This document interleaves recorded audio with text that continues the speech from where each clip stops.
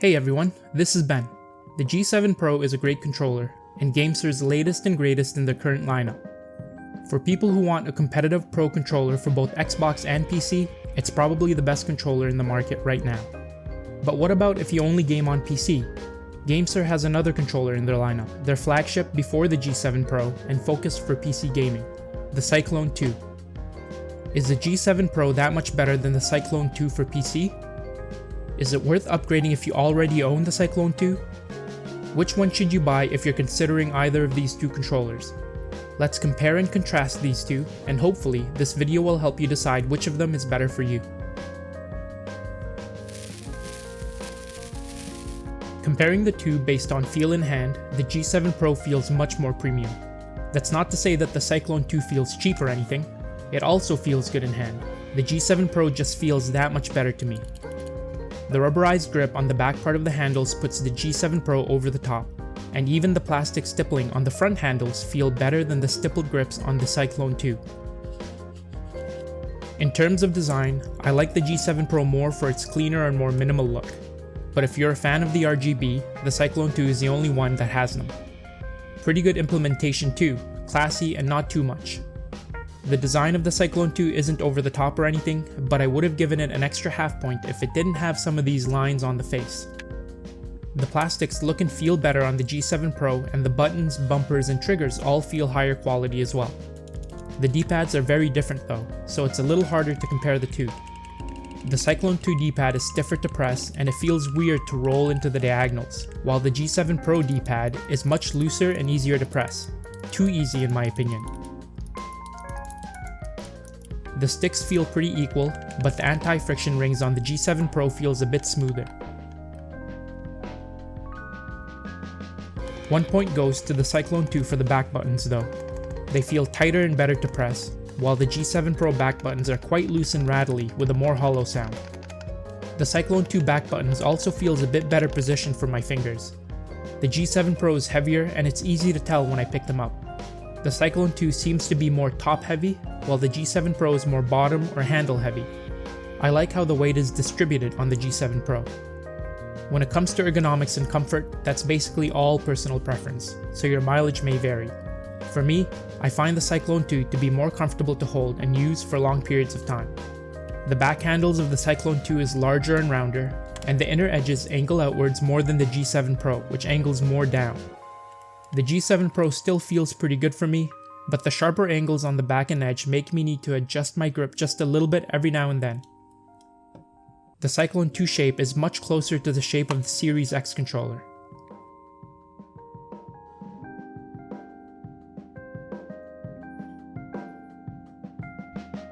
Giving them a rating out of 10 on build quality and design, I give the Cyclone 2 a 7.5 out of 10 and the G7 Pro an 8.5 out of 10.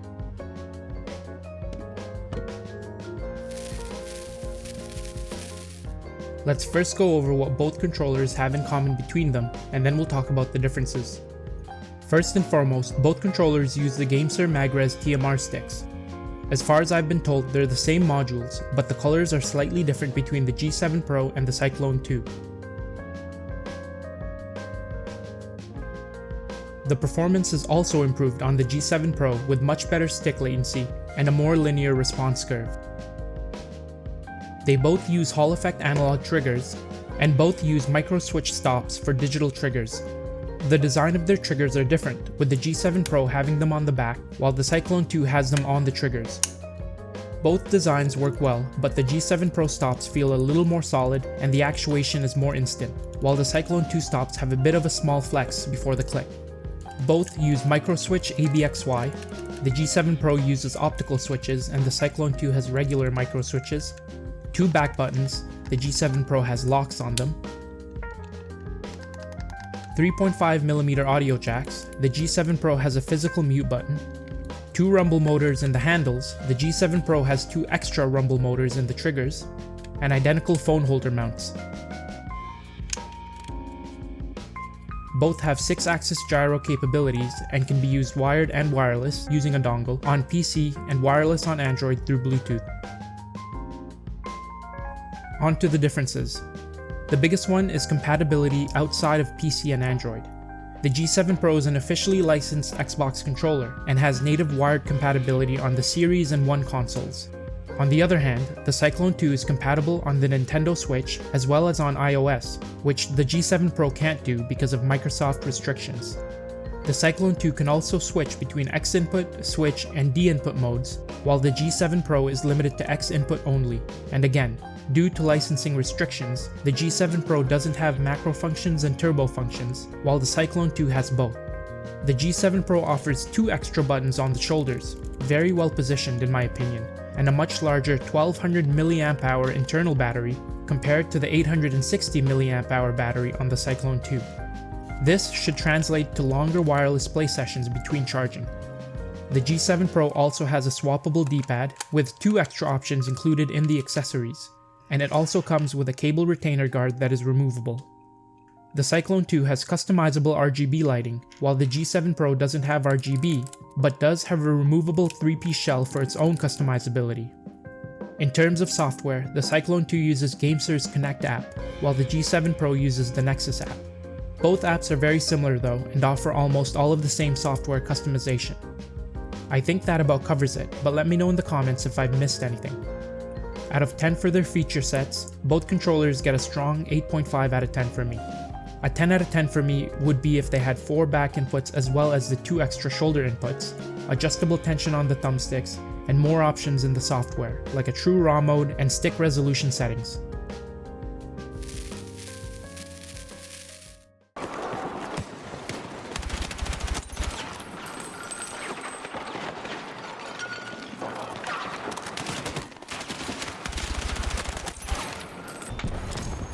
I want to preface this section by saying that my opinions on performance are based almost entirely on arena shooters like Call of Duty and Halo, as well as battle royales like Warzone, Apex Legends, and Fortnite, though I haven't played Apex and Fortnite in a long while, and when I did, I played on mouse and keys about 50% of the time. If you want to know how these controllers perform in games like Rocket League, racing games, Marvel Rivals, etc., you'll have to look for other reviewers who specialize in those games.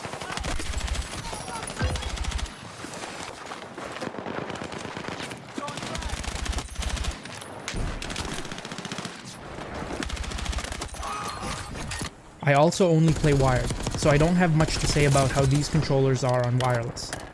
I know some people can't stand playing on wired connection nowadays, but in my opinion, even if the wired and wireless latencies are identical, if you're serious about competitive games, you should always play on wired connection.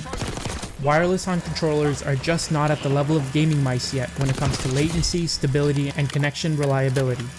I'm sure they'll get there in the next year or two, but right now wired is still king.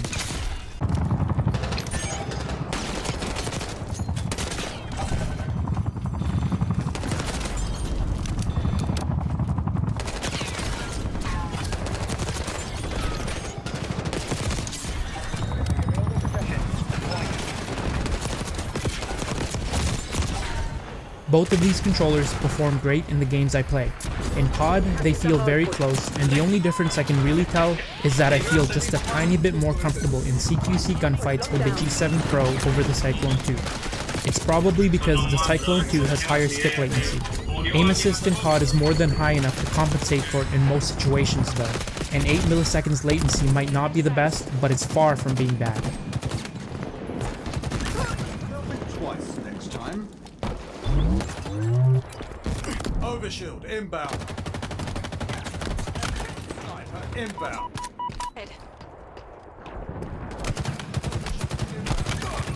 Another one put down. Outstanding. In other games like Halo and Warzone, I can't tell any discernible differences in pure performance between the two. I do generally get better results with the G7 Pro, but really that's only because of the 2 extra buttons on the shoulders. I map my ABXY and almost never have to move my thumbs off the sticks, which gives me an advantage in almost all 50-50 situations.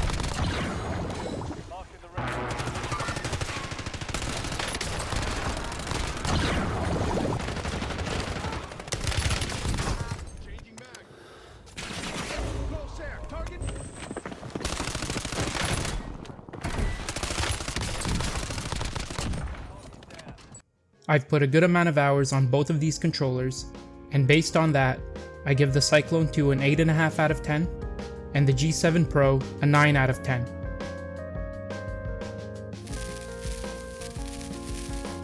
Quickly going over this category, the G7 Pro is available for $80 USD on Amazon and the official GameStar website, and it comes with the charging stand, the wireless dongle, 2 different D-pad caps, a very nice quality braided 3-meter USB-A to C cable, and a cable retainer guard.